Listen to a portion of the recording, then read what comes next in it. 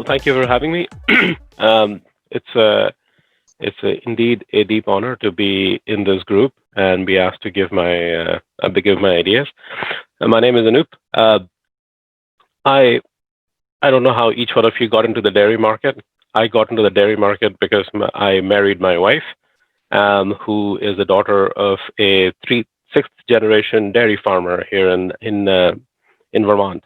So that's how I got into dairy. I spent 10 years in energy markets, and then I moved to agricultural markets. So the way we've been trained to think about risk management in a supply chain is in terms of risk and uncertainty. So what I mean by that is when we set up a business, any business, what we are providing our customers is certainty. And the theme that I've heard throughout this entire presentation has been one of quality certainty, of assurance that you will not fall sick when you consume the product. In fact, you will feel good about consuming the product. So really what we are selling to our customers is certainty. What we as a business do is our ingredient into our businesses is uncertainty. When we are taking in raw materials, I don't think we have a good idea of what this raw material may turn out to be. There is a lot of uncertainty in our supply chain. Simple things like, will trucks be available? Will there be power? Will the capacity work? Will the labor show up? Many such things. COVID, think about the pandemic as a piece of uncertainty in this equation. So what we as a business are doing is exchanging uncertainty for certainty. And what the customers pay us in return is a premium for the product that we sell them. Now, each of you represent brands in the audience. I'm sure there are many people from various brands. And the way we think about brands here is brands is actually credit risk. So in other words, I will not fall sick. And if I fall sick, the brand will take care of me because I consumed your product. So really, we are paying a premium for certainty. Now, as a business, we have a lot of uncertain factors that we deal with. And there are certain factors that we have the skill to manage and have the capacity to manage.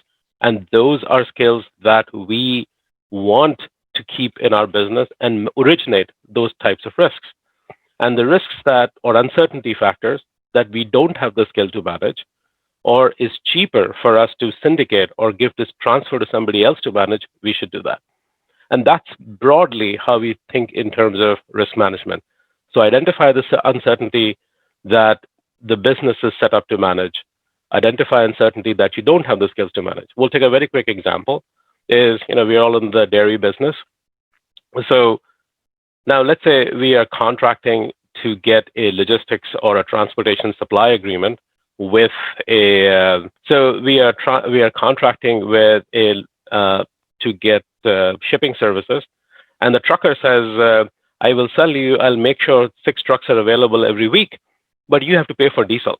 So the diesel price goes from 100 rupees to 200 rupees, your charges will double.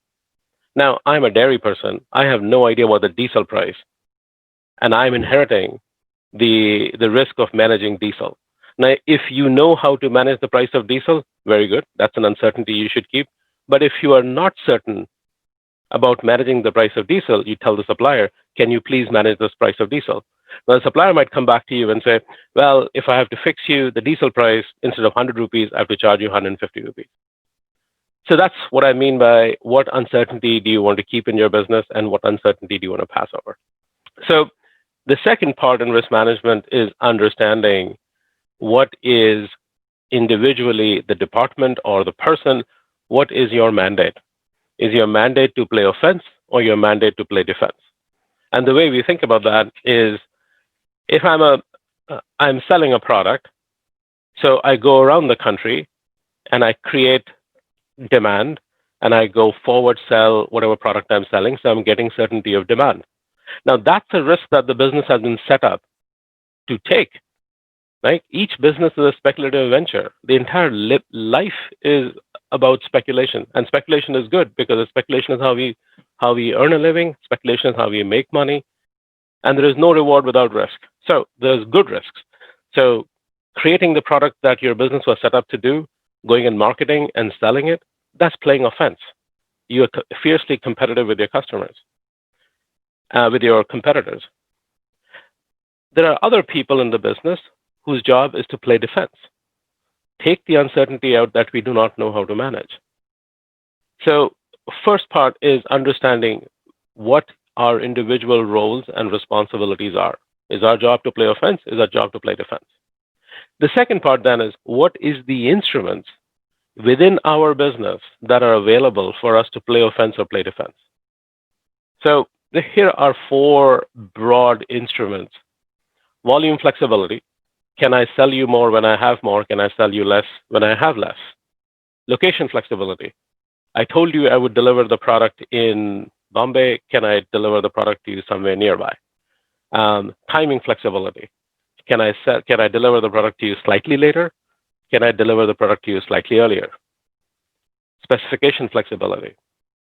So these are at a broad level four interesting, undervalued, underutilized instruments of managing risk inside a business. Now, where do we get these instruments? Well, we get these instruments from our relationships, customers and suppliers. I will share with you that in the last 9 to 10 months, in the pandemic, the least used instrument was flexibility.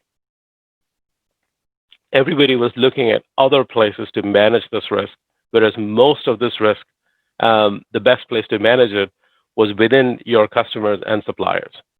Now, the challenge of sourcing these four instruments is that these four instruments are so embedded in our day-to-day business and day-to-day transaction and day-to-day management that we actually fail to think about these four instruments as instruments for managing risk. So that's one thing we need to learn how to do is when we negotiate contracts, when we negotiate agreements, is we negotiate these, we consciously negotiate these four instruments. The second part is each of these instruments comes with a premium. So in other words, if I'm giving my customer volume flexibility that my customer can lift, in our case here, if my customer can lift anywhere from, let's say the contract is for 3 million pounds a month, and the contract, basically the customer says, well, can I have £500,000 flexibility? In other words, can I buy as much as 3.5 million pounds and can I lift as little as 2.5 million pounds? That flexibility that you're providing the customer, we need to charge a premium for it. Now, similarly, if we have to exercise flexibility, meaning I have slightly less, can I sell you less? We might have to discount our services a bit. So the second part, first is negotiating for this flexibility. The second part is assigning a premium or a cost to this flexibility. Because once we assign a premium and a cost, then negotiating this flexibility makes it becomes a sustainable practice. Now, in addition to this flexibility, then there are additional instruments to manage risk in the business. Insurance, which is a more linear, defined instrument. You pay a premium to an insurance company or anybody who's going to provide you insurance, and what you get in return is certainty. And there are other instruments which I would bucket them as assurance. So derivatives markets, derivatives products, structured products that you will go buy not from an insurance company, but from a bank or a market provider. We'll put them in the bucket of assurance products. But as you can see, the way the hierarchy we've laid out is instruments inside the business that you can negotiate from customers and suppliers, and then additional instruments where you would go to people who are not in part of your value chain, but support your value chain to source additional instruments that help manage the risk in the business. All right, so the last part in this equation then is what role does your business and senior management play in this? Well, the first part is that the senior management, A, needs to agree with your mandate. Are you playing offense? Are you playing defense?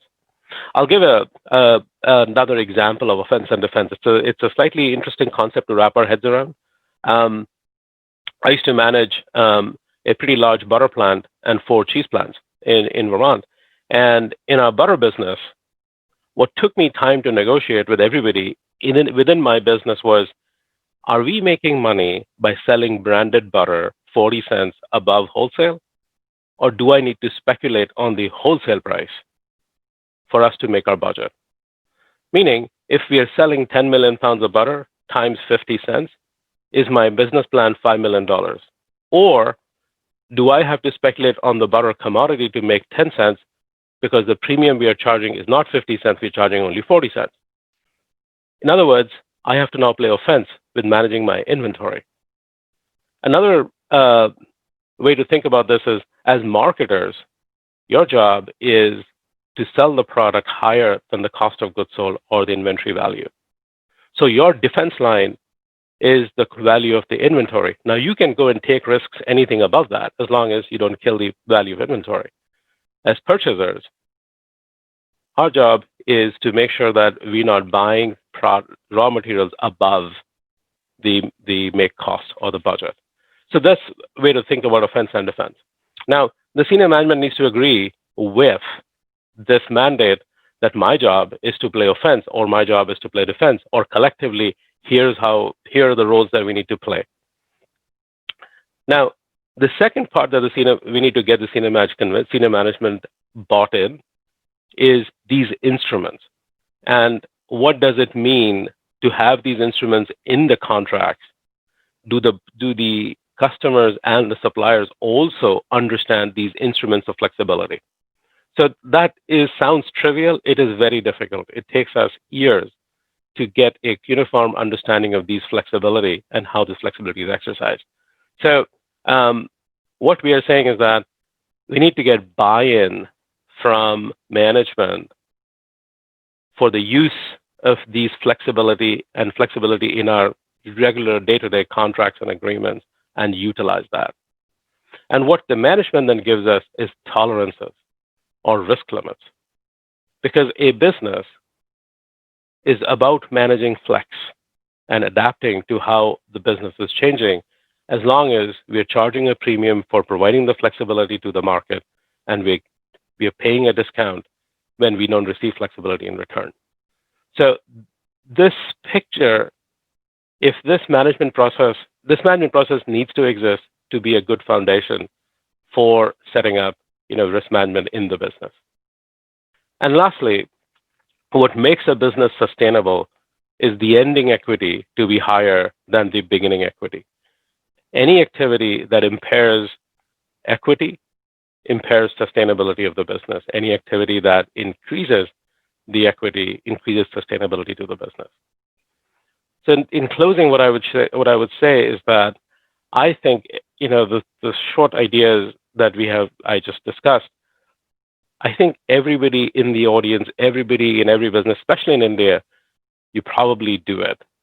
I learned my skills of relationships because I am Indian. I grew up in India. I've lived here for the last 25 years. But so we are very good at managing relationships. So I think everything we discuss, you probably already do. What you may perhaps not do is consciously consider these instruments as risk management instruments and relationships as instruments to manage risk. So I would ask you, if you don't do it, please take a moment and consciously start to look for those instruments and understand how you can weave flexibility, relationships, flex in that relationship, charging a premium for flexibility, and creating a discount when flexibility is not available from your suppliers as instruments of risk management. Thank you.